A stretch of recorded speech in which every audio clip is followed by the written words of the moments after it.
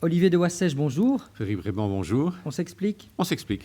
On vous donne le surnom de patron des patrons wallons. Ça veut dire que vous avez beaucoup de pouvoir ? En tout cas, beaucoup de responsabilités. C'est de fait la façon dont on m'appelle, mais je suis plutôt le patron de l'équipe qui est au service des patrons. Vous représentez 80 000 entreprises en Wallonie.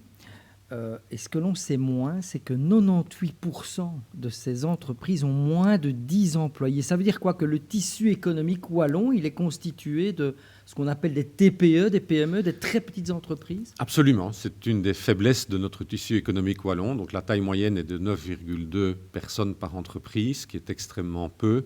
Et de fait, c'est un de nos leitmotifs, c'est de faire grandir cette taille moyenne qui doit absolument monter. On n'a aujourd'hui que 345 entreprises sur les 78 000 de plus de 200 personnes. Ça veut dire 0,4%, mais elles sont très, très, très structurantes puisqu'elles représentent 23% de l'emploi privé. Alors, votre métier, c'est de jouer le rôle de super ambassadeur de ces entreprises wallonnes. C'est aussi de prendre le pouls de ces entreprises. Comment vont-elles aujourd'hui ? Mais écoutez, on va dire qu'elles vont mieux. Après la période difficile de la Covid qu'elles ont traversée et qu'elles continuent encore certainement à traverser, en espérant que ça ne se réaggrave pas. Donc on va dire que la situation est meilleure. Je mettrai quand même une exception, je dirais par solidarité par rapport aux à peu près 2500 entreprises de la région liégeoise, voire d'autres régions de Wallonie qui ont été fortement touchées par les inondations cet été. Est-ce qu'on peut mesurer l'impact sur la compétitivité de nos entreprises avec ce Covid ? Alors, l'impact sur la compétitivité, en fait, tout le monde ayant été touché dans le monde par la crise, tout le monde a eu, donc on n'a pas eu vraiment de différence de compétitivité par rapport aux autres. Je pense que ce qu'on peut mesurer aujourd'hui, et ça a été vraiment très concret, ça a été l'impact sur le chiffre d'affaires, donc forcément sur les marges et la rentabilité, et l'impact sur l'emploi. Donc ça, c'est évident. Et on a vu quand même beaucoup d'entreprises qui ont souffert, certaines qui continuent à souffrir. On a moins finalement souffert sur l'emploi que ce qui était prévu, notamment grâce aux stabilisateurs économiques que sont le chômage et les aides. Mais vous êtes plutôt optimiste pour 2022 sur la reprise, sur l'emploi, sur les carnets de commandes ? Oui, on va dire qu'on est globalement optimiste. Maintenant, de nouveau, il y a certains secteurs qui sont plus touchés que d'autres, mais globalement, on est positif. Pour autant, de nouveau, que la situation sanitaire se stabilise, voire s'améliore, puisqu'on est de nouveau quand même dans une phase un peu d'inquiétude. Alors, un des gros problèmes actuellement, c'est la pénurie de main-d'œuvre dans plusieurs secteurs.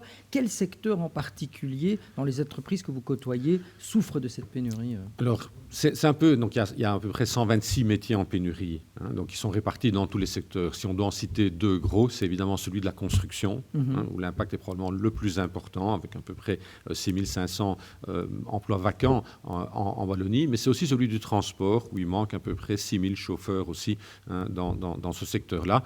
Et puis il y a des tas d'autres secteurs, tout ce qui est où c'est plutôt des métiers, les informaticiens, les ingénieurs, les biotechniciens. Donc voilà, il y a des tas d'autres métiers, je dirais, qui sont transversaux par rapport à différents secteurs. Quelles sont les solutions en termes de formation ? Quel message vous pourriez adresser aux autorités politiques par rapport à ce problème qui est crucial ?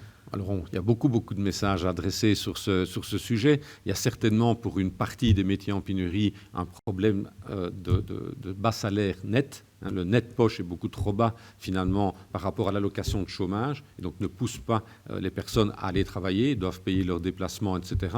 Donc il faut certainement augmenter le salaire net des moins qualifiés, des personnes les moins qualifiées pour qu'il y ait un différentiel important par rapport à l'allocation de chômage sans évidemment toucher au coût pour l'entreprise. Sinon, c'est aussi un problème de fait de formation vers les métiers en pénurie pour les demandeurs d'emploi. On ne les oriente pas assez vers les formations aux métiers en pénurie. Le Forum y travaille, mais probablement pas encore assez. Et puis, le problème remonte aussi sur l'orientation des jeunes dès l'école et peut-être aussi de leurs parents pour aider leurs enfants à s'orienter vers des filières qui mènent à l'emploi, alors que d'autres filières fort fréquentées dans l'enseignement ne mènent plus à l'emploi. On le sait, le gouvernement wallon s'est lancé dans un plan de reconstruction, un plan de relance de 7 milliards. Quelles sont les grandes lignes et êtes-vous satisfait de ce plan ? Alors, on est globalement satisfait de ce plan. Maintenant, on est encore quasiment sur papier. Et donc, nos attentes maintenant, c'est plutôt de voir comment cela va s'opérationnaliser, comment le secteur privé, les entreprises vont-elles être impliquées dans la réalisation, dans les décisions par rapport à tout ce qui a été discuté avant. Mais nous avons toujours dit, la Wallonie n'a plus de joker et donc ce plan de relance, c'est une de nos dernières cartes, donc il va falloir la jouer convenablement. Sur ce plan, il y a 10%, 770 millions qui vont être consacrés aux zones sinistrées. Est-ce que, question un peu provoque, est-ce que vous estimez lésé ? Non, de toute façon, il fallait retirer, il fallait aller chercher de l'argent quelque part pour les intempéries. Le gouvernement a décidé d'aller en chercher une partie dans le plan de relance, c'est tout à fait normal. Bon, on aurait toujours pu dire que les entreprises auraient peut-être dû avoir moins de projets qui sont retirés. Il n'y a de toute façon aucun projet qui est retiré, c'est des projets qui sont diminués. Donc déjà, ça, c'est une bonne nouvelle. Donc non, je pense qu'il y a une question de solidarité entre tous les secteurs, donc non. Dans la reprise actuelle, qui se fait très doucement, différents paramètres doivent être pris en considération. On pense notamment au prix de l'énergie. Est-ce que ça vous inquiète, ces prix, quand on voit que, par exemple, en Wallonie, la facture d'électricité est 10 à 15% plus élevée qu'en Flandre ? Comment on explique ça ?